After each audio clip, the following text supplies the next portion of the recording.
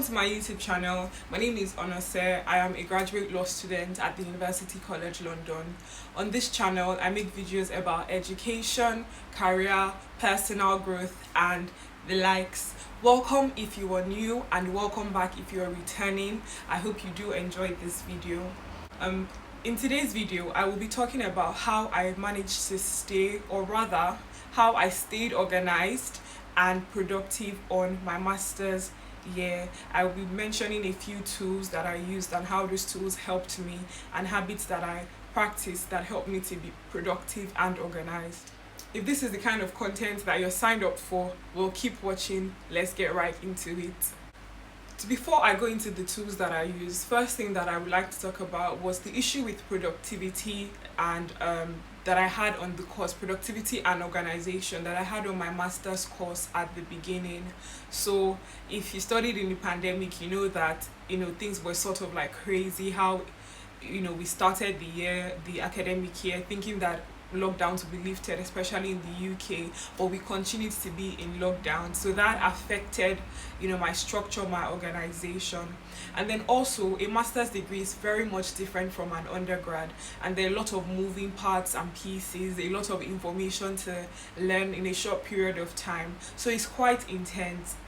And then, like I mentioned, the pandemic, so coupled with that and the global pandemic and the lockdown in the UK, in London, where I was at the time and where I still am, to be honest, it sort of affected my productivity.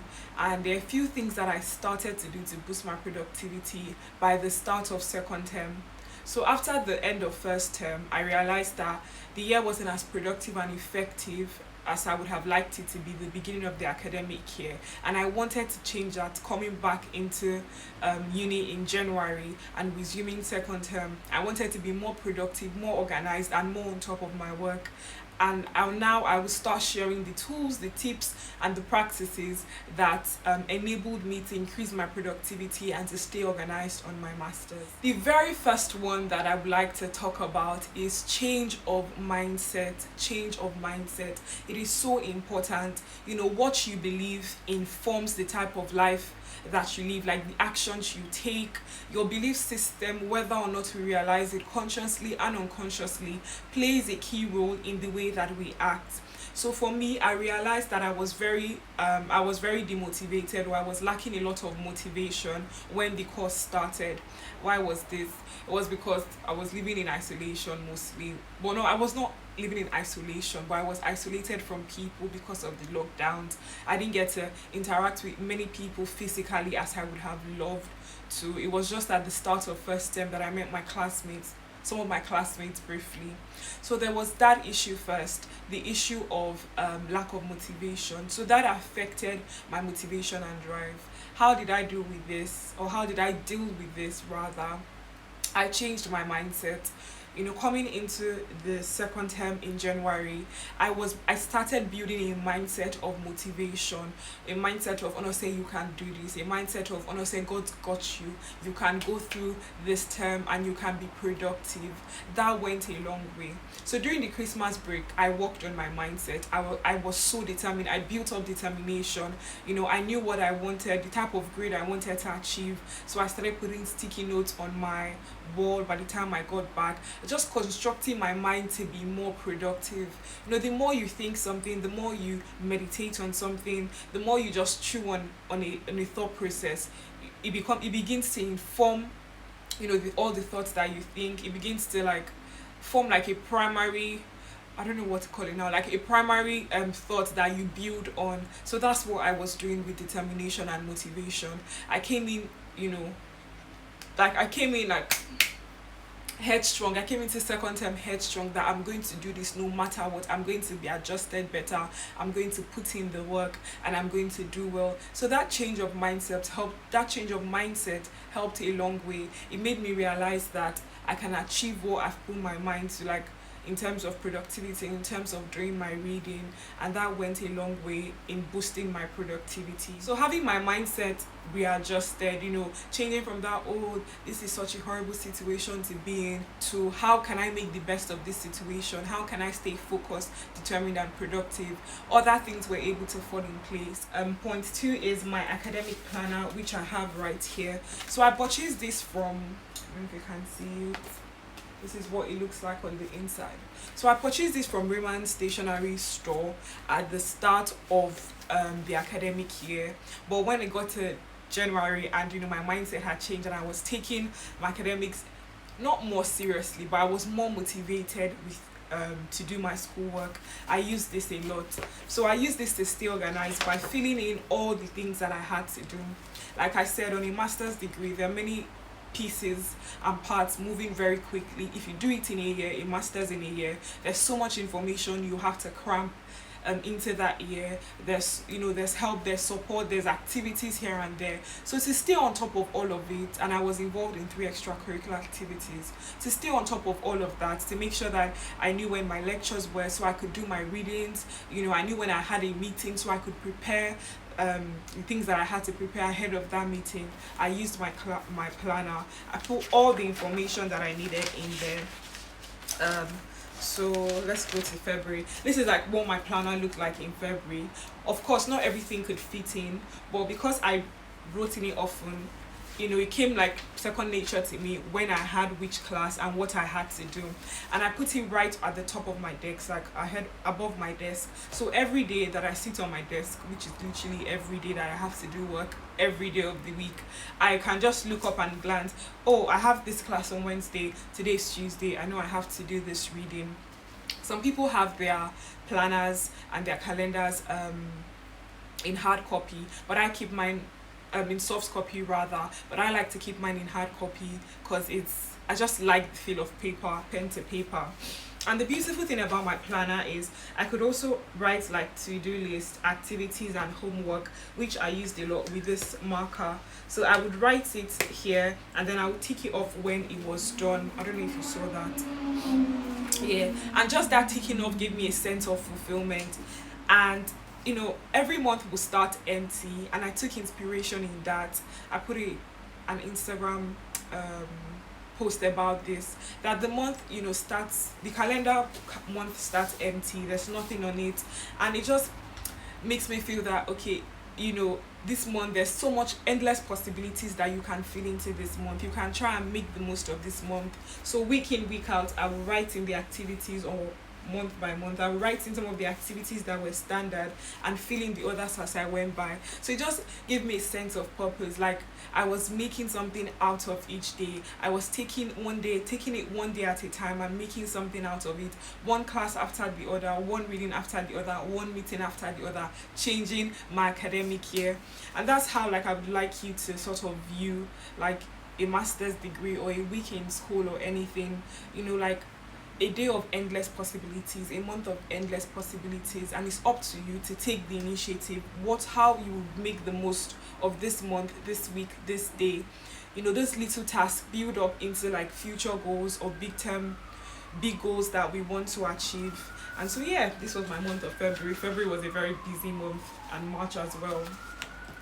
So yeah, my academic planner helps me stay organized. The third point, or the third point, and the second tool that I used a lot was my iPad. This thing right here, can you see it? It is the game changer. This thing right here, the game changer. So I got my iPad. First off, I'll just say that Apple does like a back to school, or did the year that I got my iPad, a back to school, what's it called, back to school sales, where you get an iPad, or where you buy an iPad and a MacBook with free AirPods, standard AirPods. And I really wanted AirPods, and I really wanted an iPad, so it was just two for the price of one, sort of, or get one get the other one free. And that was what I did. So I got an iPad with a free AirPod, or AirPods, forget the grammar about it. So yeah, I got the iPad 11 Pro, is that what it's called? iPad 11 Pro.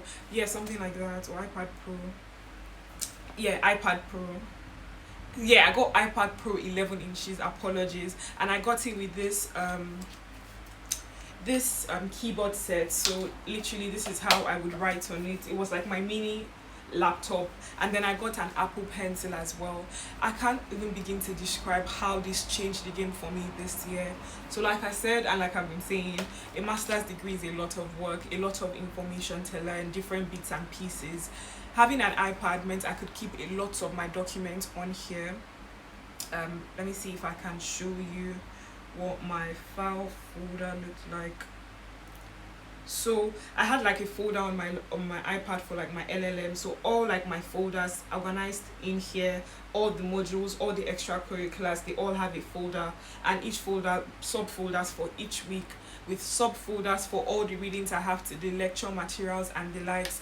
And because I have it on OneDrive, it syncs from my laptop to my iPad to my phone, all my devices. So if I'm editing on my laptop, I can see the changes instantly on my iPad.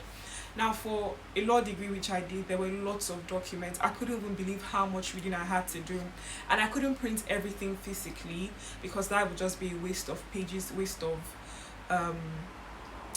pages basically, and waste of money. So I had this particular document for one module that was over 200 pages, and that we used throughout the module. I didn't print that, I had it on my iPad.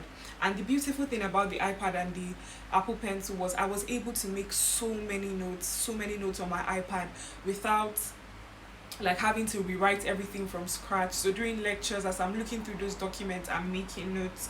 Let me show you, for example. Okay, take this document for example. I don't know if you can see this. I have like notes with my Apple Pencil on it, and it just makes things easy. I have annotations, on like each of the documents that I did not print, and I have annotations on the ones I printed. And the fun thing is, even like when you've written on documents, you can still print them and it will look really decent. So this iPad like changed the game for me. I can't even explain in multiple ways. Whenever like when I need two screens, so I often needed two screens, and when I didn't go to the library, my iPad served as the second screen while my laptop served as one. If I needed to type something quickly, I just put it in. It's a Bluetooth keyboard, and I'll just go typing. If I need to write, I just use my pencil, scribble ideas down on paper. Like, this iPad was it. This iPad really, this was like the best purchase of all of 2020. I bought this at the end of 2020 in December. It was the best purchase for all of 2020. Like, it saved me a lot of money printing out documents. It helped with screens, and it just came in handy throughout my degree. Even when I had exams, I would open book exams, of course, I would make reference back to the notes I had made on documents that I could not print. So yeah, so I would really encourage anyone who has like the funds to purchase an iPad and thinks they want to do it for their academics, do it. It is the right decision. You can back everything up on iCloud as well, so you know that no matter come what may, your documents are always available and ready for you to use. And if anything goes wrong, I have discovered that Apple has excellent customer service, so you can't go wrong with an iPad. And it's not sponsored, like this is just an honest review of having an iPad this year. And the Apple Pencil, of course, if I purchased the iPad without the Apple Pencil, I wouldn't have liked it as much. The Apple Pencil made it different, and so did this Bluetooth keyboard. So yeah, there are other things I use the iPad for, my calendars as well, school apps. I was able to access everything on my iPad. My Microsoft Office, all of my entire Microsoft Office, I could use it here as well. I could read my research essay on here while using my laptop as well. All of that stuff, I'm sure you get the gist. Then the very next thing that I will talk about is this is like an academic planner as well. Yeah, or like an academic diary, I think that's what's called, or a year planner, if any name would go. I got this also at Raymond Stationery Store, where I did my stationery shopping for the year. And on like my planner, like my calendar where I wrote the activities I had to do, I used this like a diary to keep log of the things that I had done and accomplished. And I made this a habit in January second term, when second term started, like I mentioned. So I was doing it in first term, but I wasn't really consistent.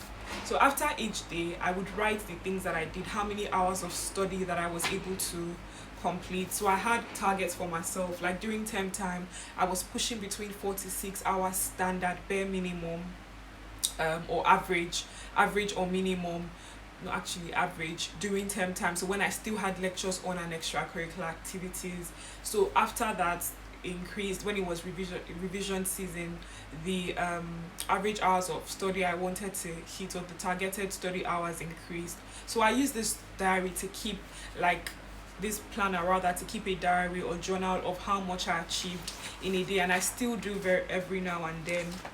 So you see, just make sure there's nothing awkward here. So like April, I would write like things that I did, not everything, but just the main things. So for instance, on Monday the 19th April 2021, 10 hours 6 minutes study time, write like the topics I studied, exercise, that's all I wrote. So in April basically it was all revision that I was doing. And I would write it out, and at the end of the week there's like a section for notes.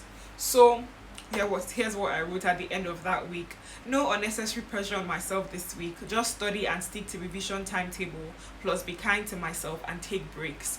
I would write like what I wanted to do the next week, or how I felt the week had gone. When I felt like I wasn't hitting my reading targets, I would write that as well. The whole point of this story I've said is just to state that I used it to like to keep log, to, there's a word, I don't know why my grammar is acting up today, my vocabulary, to reflect. Yes, I use it to reflect on my productivity. So there's some weeks, maybe like in first term, where a whole day I would write nothing because I probably did nothing those days. But looking through it, I could gauge how productive I was being. Like here, I'd write all the things I did. January was a very busy month for me with assessment and all of that. So the point is, I use this to reflect. Reflecting really helps me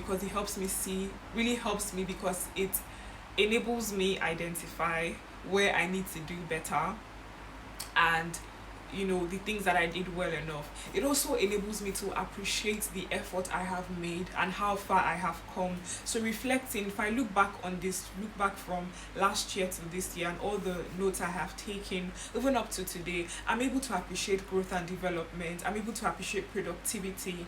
I'm able to, see my headspace at that time.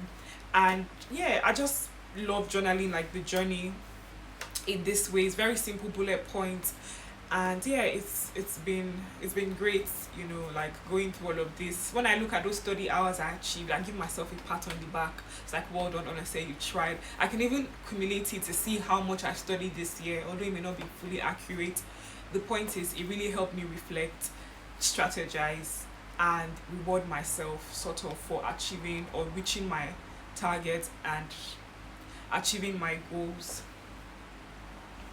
That was very long-winded. Then another one that helped me stay organized was my binders. There's so many more, I couldn't carry all of them, so I can't show you, but here are some of them.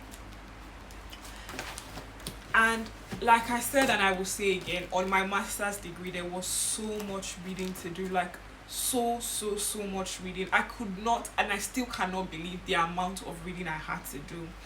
And there's so many documents, so many pages, so many moving parts. It was like, anyway, not being too dramatic about it.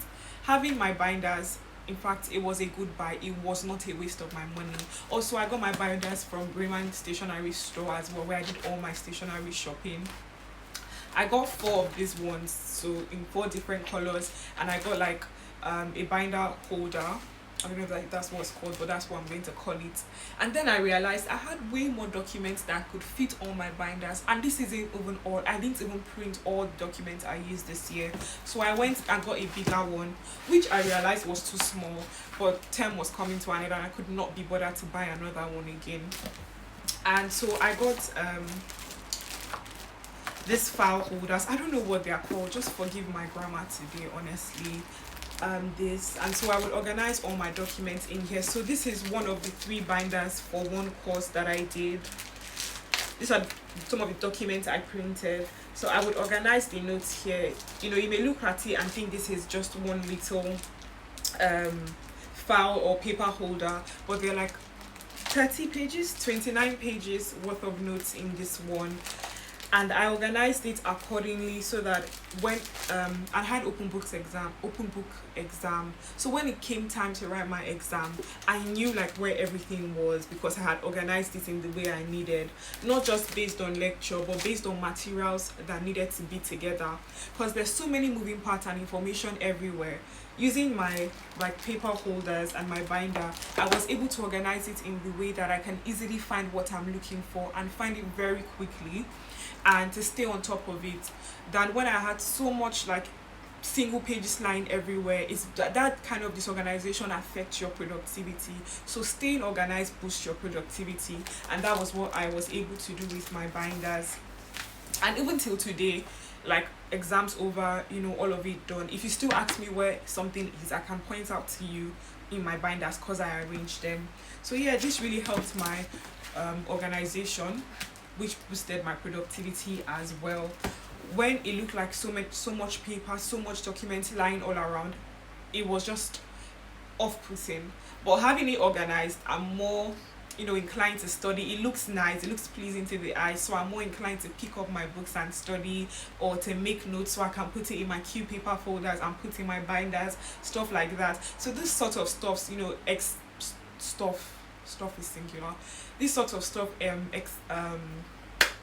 excites me, you know, encourages me to study, and it boosts my productivity. So that is that. Another thing that I did, and you may call me too much or call me extra, but I needed all the motivation I could get to boost productivity. I had like sticky notes, so I had to-do list. Other than my organizer and the to-do list there, sometimes I would write a to-do list on a single sheet of paper for the entire month, like all the major tasks that I had to tick off for the entire month, and then I would write the date by which I wanted it done. I would have showed you an example. Actually, I still have one, and I will insert it in this video. And then I also had to-do list for days or weeks, mostly days, and I would write it like in this sort of small papers, tasks that I had to do each day. Just writing a to-do list, honestly, it's like therapy to me. Like it encourages me. It's such a great activity for me to do. It's such an affirming and reflective activity, and doing that encourages me to want to do the task so I can tick it off. And you need to know like the kind of person you are. For me, I see the big picture a lot. Like I dream big, I see big pictures, you know. I think of the end goal, what I want to achieve, and not many times do I stop to appreciate the little tasks that I need to do to build up to that big goal I want to achieve. So making a huge to-do list for the month and making to-do lists for the week enabled me, or for each day, enabled me to break down these big goals to daily tasks. So for example, I know that I have a formative assessment. So I've mentioned this before. A formative assessment is like an assessment that you do but does not count towards your final grade. It's just to get feedback so that you can improve. So imagine I have a formative assessment due at the end of March, and we're in the beginning of March. I have an idea that, you know, the question might come from a topic we'll soon learn, that the question on this formative might come from a topic we'll soon learn in this term. Doing the readings now prepares me for the formative, which is going to be based on what I'm taught. So if I don't do the readings now, when it's time for the formative, it's like I've doubled the work for myself. Now let's say the formative assessment is a to-do list on my monthly, is an item on my to-do list for the month. Writing a task for the day, such as reading 3 hours or 6 hours for this particular module and this topic, is already preparing me for my assessment. Do you get? So breaking my big task, my goals, into small sizable tasks for each day just helps me towards achieving that overriding goal. And that's why I had smaller papers of to-do list. I felt like that explanation was long-winded, but I'm sure you get the point. So yeah, basically, I think the moral of the story is that I'm a list writer. But yeah, that also helped to boost my productivity, to stay organized, to stay on top of my work, and to get motivation, because I cannot explain the joy that I get from ticking an item off my to-do list. It is the best feeling ever. It's like a feeling of accomplishment. It's like someone just put a crown on my head for I am queen. End of story.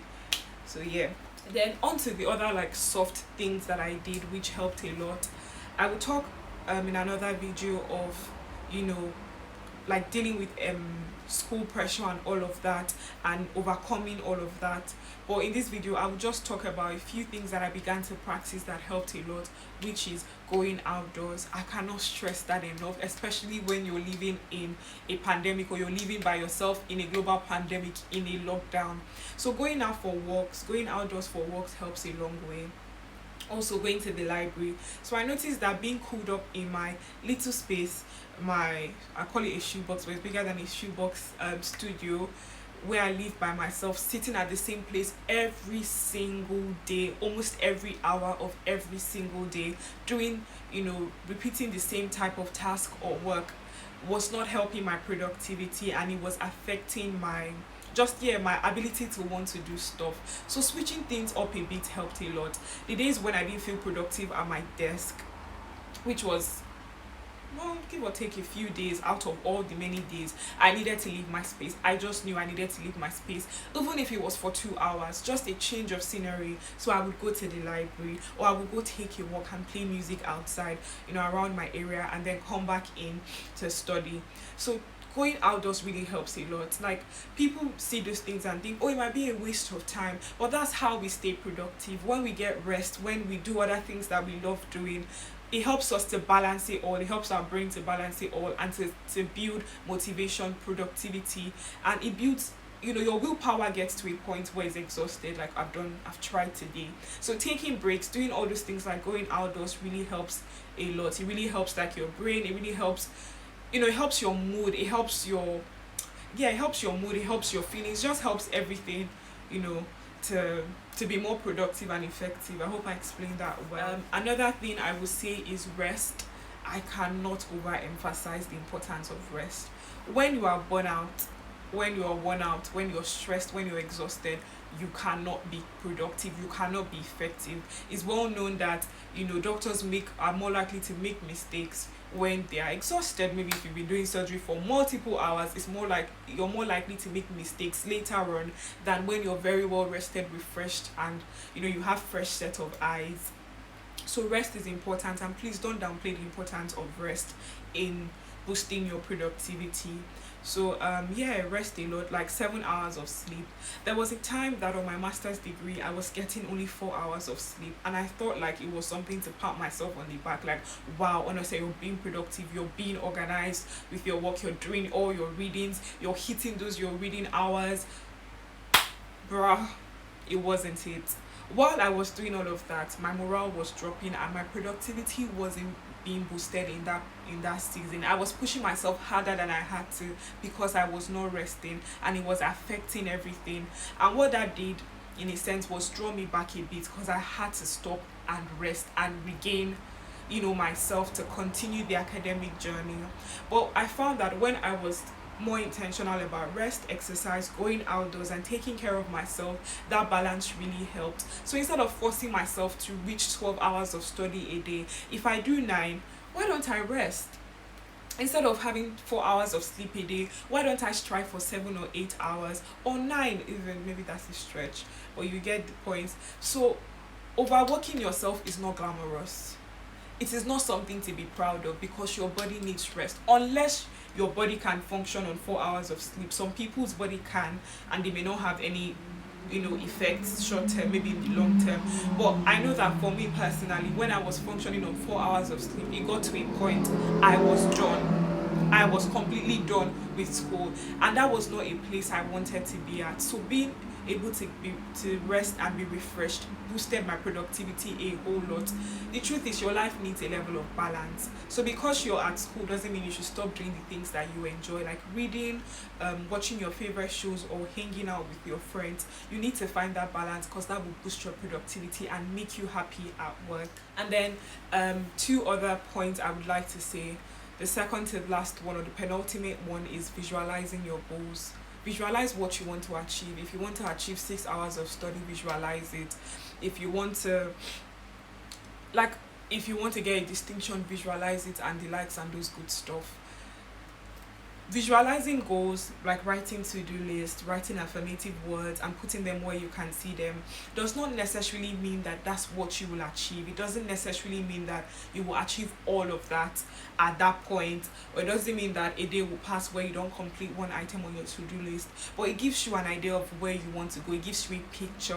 And some days when you forget, or when you ask yourself, why am I doing all of this, you can look back and see that goal you visualize, see it up there, and you're reminded, and you're encouraged, you're motivated. You can see it and you may see, oh, I didn't tick off this item today. Well, it's okay. Good thing we have tomorrow, by God's grace, to try again, and so I will try again. So visualizing your goals really helps you to know, like, why you do all the things you do. Like, why am I waking up at 6 a.m. to study, and why am I going to bed at 12 p.m.? Oh, it's true, because I want to make it on things list. Oh, that's right, let's keep going. So, visualizing your goals helps you to keep up the journey and just know why you're doing it in the first place. And the last thing I would say that helped me stay productive and organized, of course, is my faith. So, like, prayer, the word of God, and knowing, like, who I'm called to be as a child of God enabled me to say that, okay, I'm going to push towards this goal. I'm going to give it my best, because I'm called to excellence. I want the work that I write, I want the essay that I submit to be the best it can be. I don't want to submit mediocre work, because it doesn't glorify God. God is the mediocre. Why should I be mediocre? If it's something that within the grace granted to me and my will and my power, if it's something that I can produce an excellent work, why not? If I have to wake up early to study and to get this excellent grade, why not? So things like that, like having faith, having purpose, knowing that I want my work to be excellent, I want my work to bring glory to God, also help me boost my productivity at times when I didn't want to, help me stay productive, drawing strength and grace from God, knowing that there's grace to complete this journey, that God's strength is made available to me, help me get up even on the days I didn't want to. It pushed me towards the finish line with my research essay and completing all my assessments. So I think faith was very important for me on this journey as an anchor, to remind me of why I'm staying productive, why I'm organized. I just think about God and the kind of person that He is. God is a God of order. He's not anyhow dilly-dally type of God. And so as His child, I don't want to be anyhow dilly-dally, especially with my work. I did Bible plans about how I work as not unto men but unto God. So it's not just for myself or for my parents, but it's for God as well. It's to bring glory to His name, and that enables me and encourages me to take my work seriously, my academic work, everything that I'm doing. It just motivates me. And so these few tips of mine and these tools that I've shared are how I stayed productive and organized in my degree, or on my degree, especially in the second half. Well, we've come to the end of this video. I hope you really enjoyed it, and I hope you've learned, you've taken one or two things out of this. If you have more tips and tricks that you've used that have worked for you on your degree or in your academics, please share them in the comment section below. Please leave your comments. I want to know what you're thinking. If you have any questions about, like, where I got some of my tools from and stuff, just drop me a comment and I will respond. And please do like and share. If you know someone who's starting a master's degree that wants to get on it now, wants to know the tips and tricks, share with them, please. Like this video, and if you haven't already, subscribe to my channel. Thank you so much for watching, and I'll see you in my next. Bye.